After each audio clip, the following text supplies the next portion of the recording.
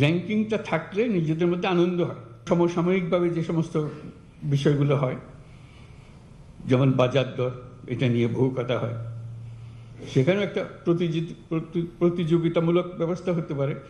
আমার জেলায় বাজার দর সবচেয়ে ভালো, একটা প্রতিযোগিতাও তো থাকবে, আমাদের কাজের মধ্যে আনন্দও তো আসতে হবে।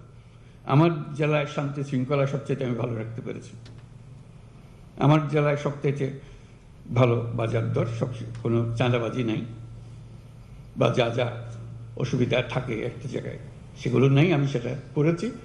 আমি প্রতিযোগিতায়, নিজেদের মধ্যে প্রতিযোগিতায়, খেলোয়াড়দের মধ্যে প্রতিযোগিতায় আমি উপরে আছি। সেই জন্য আমার মনে হয় আলোচনার মধ্যে একটা কিছু থাকা দরকার, এটা একটা কাঠামো থাকা দরকার। র্যাঙ্কিং, জেলা জেলা, সব জেলা, 1 নম্বর জেলাকে, 2 নম্বর জেলাকে, 3 নম্বর জেলাকে, ক্লাসে যেরকম আমরা 1st, 2nd, 3rd করি, এটা তো হতে পারে আমাদের কাজের মধ্যে আমরা কে কোথায় আছি, কোন অবস্থানে আছি, নাকি সবাই জেলা একরকম তো না, হয় না এটা। তার মধ্যে একটা প্রতিযোগিতা আছে, আমি 1 নম্বরে আছি, আমি 2 নম্বরে আছি, 3 নম্বরে আছি, একজন 64 নম্বরে আছে, একজনকে 64 নম্বরে থাকতে হবে, তার চেষ্টা হবে আমি যেন আর 64 নম্বরে না থাকি। আমি সার্বিক বিচারে আমি এখন অনেক ধাপ এগিয়ে গেছি।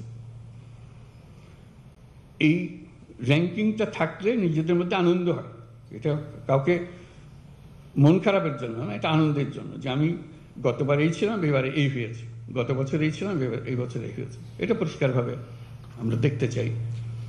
এটা প্রতিযোগিতার একটা মনোভাব আসুক, এবং সেই প্রতিযোগিতায় যদি আমি ক্রমাগতভাবে 6 মাস কি 1 বছর 1 নম্বরে থাকি বা 10 নম্বরের ভেতরে থাকি, তাহলে আমাকে একটা পুরস্কার দেবে, একটা রিকগনিশন দেবে। আমরা যখন বসবো সবাই, এটা পুরস্কার দেওয়া হবে যে হ্যাঁ, এটা গত বছর সারা বছর ধরে 1 থেকে 10-এর মধ্যে ছিল, ওঠানামা করেছে কিন্তু 1 থেকে 10-এর মধ্যে, বা 10 থেকে 20-এর মধ্যে, ইত্যাদি ইত্যাদি।